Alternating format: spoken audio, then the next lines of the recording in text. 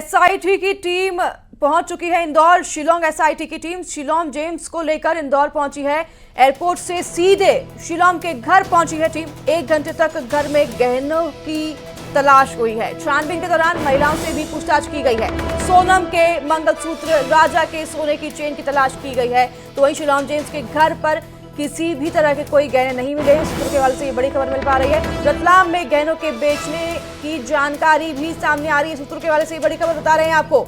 जो भी गहने गायब थे, जो भी गहने सोनम लेकर भागी थी, राजा के गहने, अपने गहने, मंगलसूत्र, वो सभी रतलाम में बेचे जाने की खबर सामने आ रही है। हमारे साथ हमारे संवाददाता मिथिलेश जुड़ गए हैं ज्यादा जानकारी के साथ। मिथिलेश, एसआईटी की टीम शिलोंग जेम्स के घर तक तो पहुंची, लेकिन किसी तरह के जेवरात वहां नहीं मिले।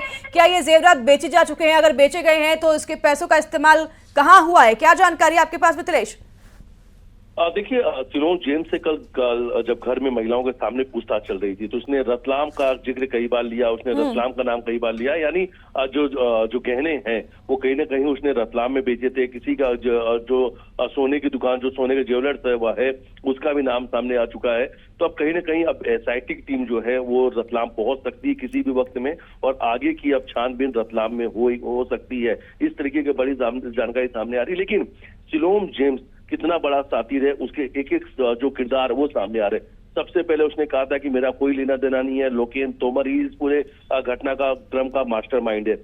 बाद में जब लोकेन तोमर को गिरफ्तार करके आमने सामने पूछताछ हुई तो पता चला कि इसने ही काले बैग को जलाया था। उसके बाद जो बैग के अंदर पिस्टल रखा हुआ था उसे ओल्ड प्लाजा स्थित नाले में शिलोंग ने फेंक दिया था। शिलोंग जेम्स को लेकर एसआईटी उस नाले में उतरी और वहां से उस पिस्टल को जब्त किया था। हालांकि जिस दिन पिस्टल को जब्त किया था उसी दिन रात को तीनों आरोपियों को एसआईटी अपने साथ शिलोंग लेके चली गई थी। वापिस से पूछताछ हुई, फिर शिलोंग जेम्स ने बताया कि उसने सोने का आभूषण कहाँ पे रखे हुए। फिर उसे इंदौर लेकर कल देर रात पहुंची। सबसे पहले एयरपोर्ट से उसके घर महालक्ष्मी नगर पहुंची। उनके जो पत्नी है, परिवार के जो और दूसरी महिलाएं, उनसे पूछताछ हुई।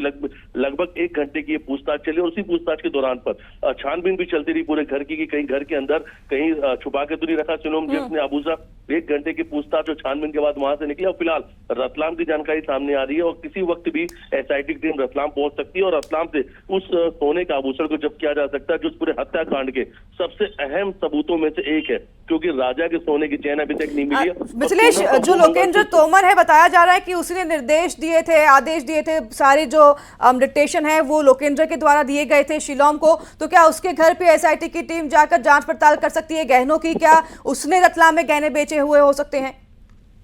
देखिए, अभी तक जो बड़ी जानकारी सामने आ रही है कि लोकेंद्र तोमर का नाम शिलोंग जेम्स ने लिया था। शिलोंग जेम्स ने कहा था कि उसने एक मैसेज करके कहा था कि सबूतों को जला दो, ये जो ट्रॉली बैग है इसे जला दो वरना पुलिस हमारे तक पहुंच जाएगी। इस प्रकार की बातें शुरुआत में सामने आई थी। लेकिन जब लोकेन तोमर की गिरफ्तारी हुई है, लोकेन तोमर और जो शिलोंग जेम्स को आमने सामने बैठाकर पूछताछ किया गया तो पता चला कि इस पूरी जो मास्टरमाइंड है वो लोकेन तोमर की नहीं बल्कि शिलोंग जेम्स है।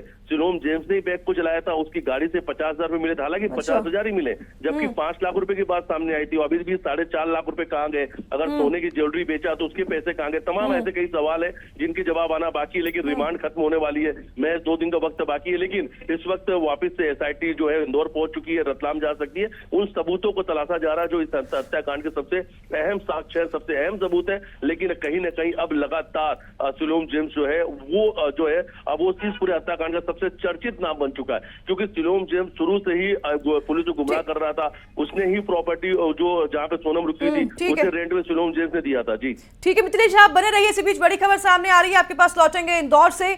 दर्शकों को